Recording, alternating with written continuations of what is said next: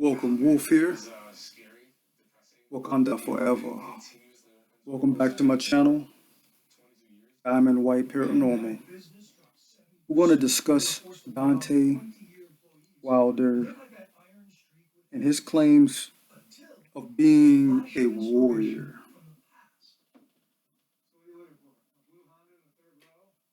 The real Black Panther, right? Does a warrior make a plethora of excuses in defeat? When he first lost, what did he say? He said that he was not himself because the outfit that he had designed, 40 to 44 pounds, was too heavy and draining. First of all, he shouldn't be wearing those costumes. Do what Tyson did. No socks, black shoes, black shorts, white towel. A white towel was occasional fights. You just ready, get a lathery in the back, you ready for war. Treat it like a street fight. Since he said he's had to fight in the streets all the time. I didn't see any moves left to right from him. Just straight forward, trying to set up that right hand. Doesn't work against a pugilist, a technically sound boxer in Tyson Fury. It wouldn't work against a Muhammad Ali. It wouldn't work against Larry Holmes.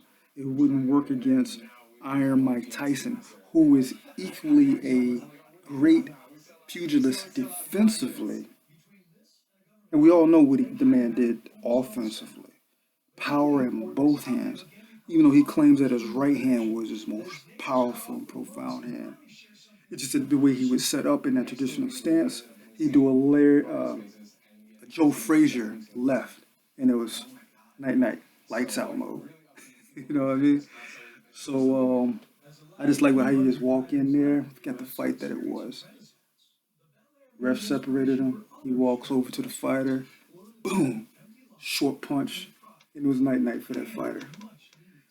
But back to Wilder and his claims of being a warrior, right? So the costume was to blame. Then he claims that Tyson Fury's camp tainted his water, poisoned his water. What type of felony is that? That's major criminal right there. We know that didn't happen. That's the second excuse that Wilder is coming out with. I don't know if it's him directly or indirectly coming from his camp.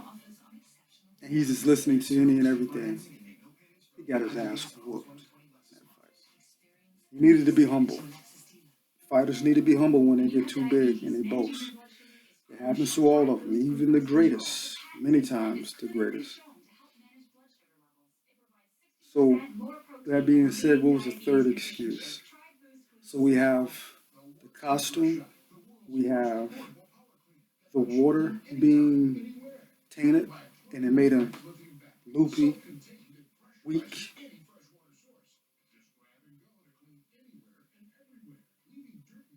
I don't think so. The third was the third one I heard recently, matter of fact, that Tyson padded his gloves with the bar.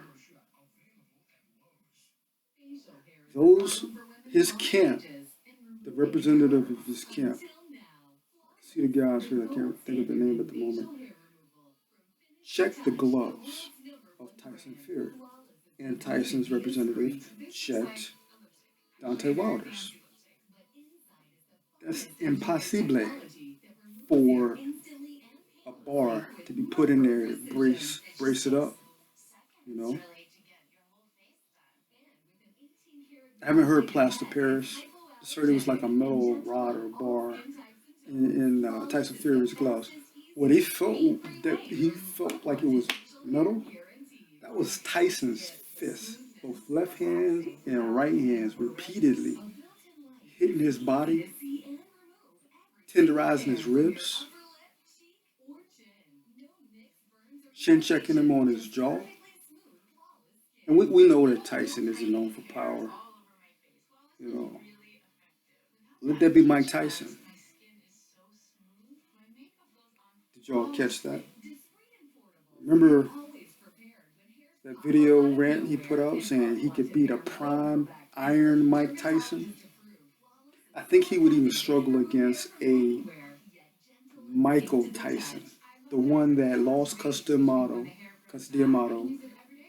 Kevin Rooney, and Atlas was long gone before that. And then Don King comes in, you know?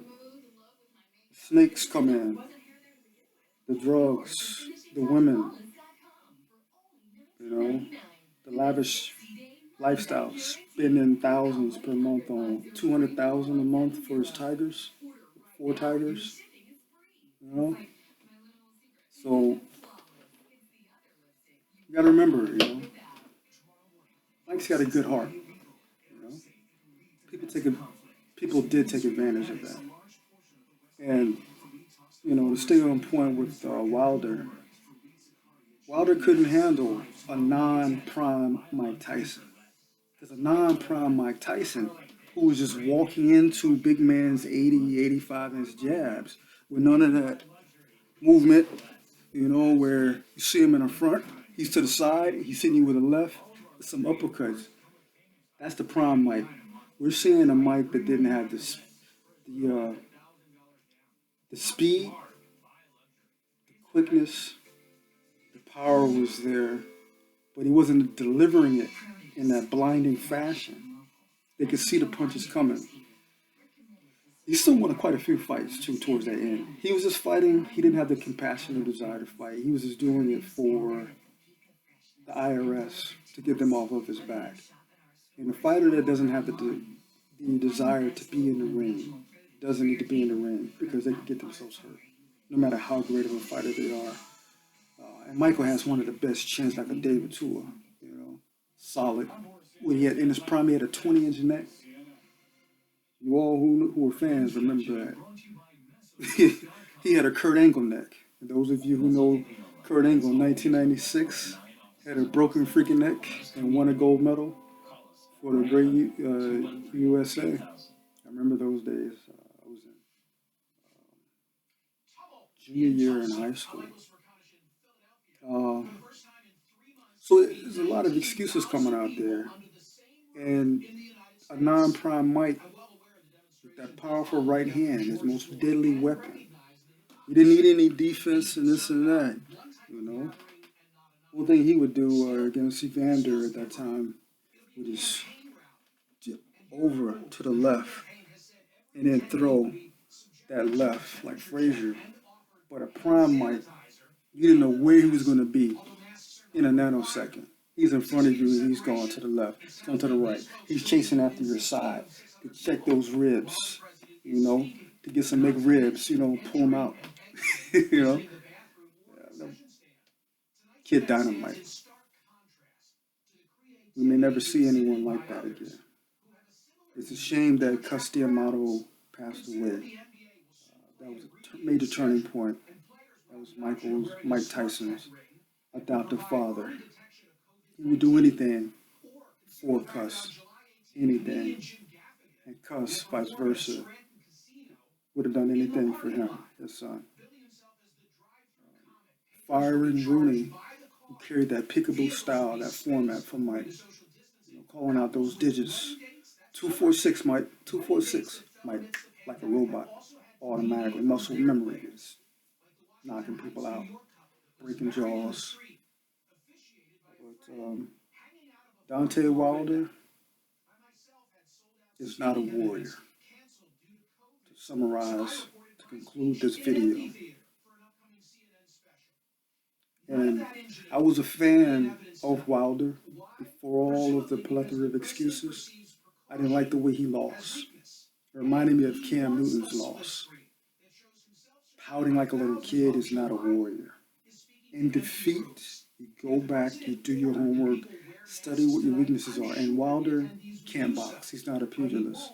So even though I know he just has one right hand, he walks a person down like Frankenstein, I knew he was vulnerable to a counter right when I saw him going against the Russian Olympian, where the guy would wait for him to throw, and he'd come over, pow!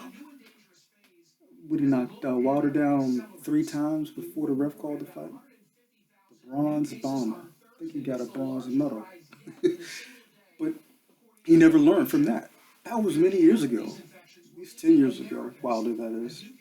And here we are today.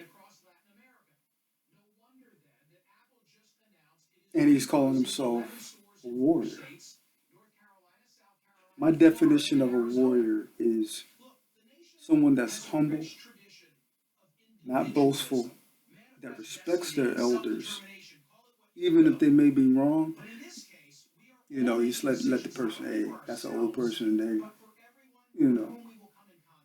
you just keep it moving. But then a warrior is also someone who studies history, learns from those that came and paved the way before them, and a willingness to reach out to them and learn things that they don't have in their arsenal to become a better fighter of today, this modern era. Mike Tyson could have helped his career in great ways. I know George Foreman reached out, but George was, very, very methodical. But he hit you with one, and you done. According to Muhammad Ali, Muhammad Ali kept it real. George Foreman was a real deal. He just didn't have the speed. Speed kills. Power can kill. Precision, the ability to implement and emote that punch with technical precision can kill. Some fighters are born with power like George Foreman, and he killed. Some are just born with speed, and they pepper a fighter to death. Cardio will mount by the 10th or 11th, and their brain is just a lot of these pitter-pat shots has rocked them, and the dehydration and their gas, the muscles, they can't keep their arms up.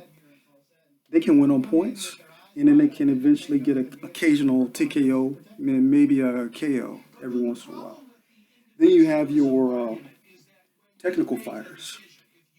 The ability to see someone like they're your counter punchers. Juan Marquez is a really great example of a counter puncher. Evander Holyfield, one of my greatest fighters to look up to, 4-time heavyweight champ, is a great, excellent counter puncher. He counter punched Mike Tyson, a non-prime Mike Tyson, twice. Lean that head in, waiting for Mike's body to react. Boom, tag him. And so yeah, some fighters are born with 3. Deontay Wilder is born with that right hand. He doesn't have the technical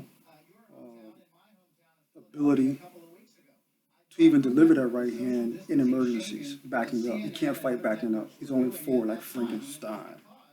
Let's keep it real. But with he doesn't have the technical prowess. He's got the power in one hand only. Mike Tyson had it in left hand and right hand. Speed. He's not Tyson speed or Tyson fast. He's moderate level on speed. So long and lanky. Tyson in his prime. What I'm seeing right now, he's got that killer instinct, y'all. At 54 in a few days, that speed is there. That power is there. You're born with power. To quote Teddy Atlas, punches are born, not made. And Tyson was a born puncher with speed and a super heavyweight and a technical prowess with that peekaboo style of the late great Custermano. All right, guys. This video is getting lengthy. We're almost 14 and a half minutes in. If you like this content, I promise you more. Click that like button, subscribe, and be sure to click the bell too, and double click it for all notifications. I promise to have more. All right, peace, love.